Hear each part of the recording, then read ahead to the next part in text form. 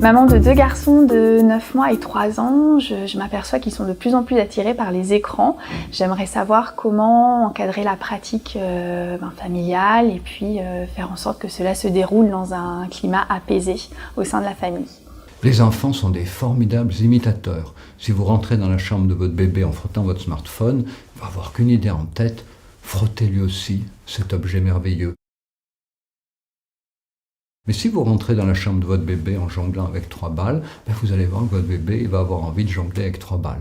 Je me souviens d'une histoire qui m'est arrivée il y a quelques années, une famille qui était inquiète parce que leur tout petit avait toujours une main sur l'oreille. Ils pensaient qu'il y avait un problème, alors il y a eu des examens, il n'y avait rien. Puis on a discuté, puis on s'est aperçu qu'en fait le papa promenait souvent le bébé le week-end, mais le papa en profitait pour passer ses appels téléphoniques, et donc le bébé était dans la poussette face au papa, et le papa poussait la poussette d'une main, était toujours comme ça.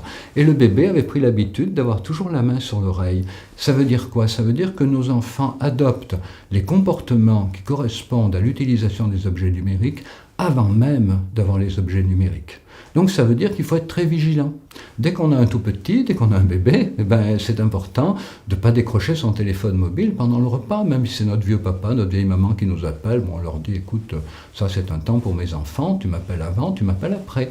Mais si on décroche son téléphone mobile avec le tout petit, quand il est là, quand on mange ensemble, il s'en rappelle. Et après, dès qu'il aura un téléphone, il fera pareil.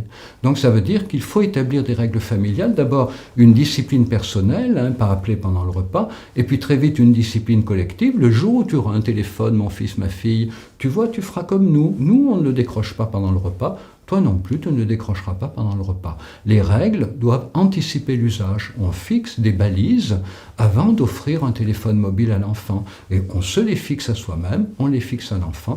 La règle est partagée. Il y a aussi une autre chose qui est importante en famille, c'est d'être capable de laisser son téléphone mobile sur la table du petit déjeuner le soir ou sur un rack. Voilà, on les met les uns à côté des autres. Pourquoi? Pour éviter quand l'enfant qui a un téléphone mobile grandit, il ait la tentation de dormir avec. Parce qu'on sait quand même que les ondes, c'est très toxique et qu'il peut toujours avoir un camarade insomniaque qui l'appelle la nuit, qui le réveille. Donc il faut absolument, en famille, laisser son téléphone mobile sur la table du petit déjeuner. Et pour ce qui concerne le repas, des fois des parents me disent « mais si les balises 3, 6, 9, 12 pouvaient se ramener à un seul conseil ». Alors je leur dis « oui, ça serait prendre le repas du soir sans téléphone mobile, sans tablette, sans télévision, et j'ajouterais sans illustrer, parce qu'il y a certaines personnes qui arrivent même à lire leur journal pendant le repas. Alors pourquoi?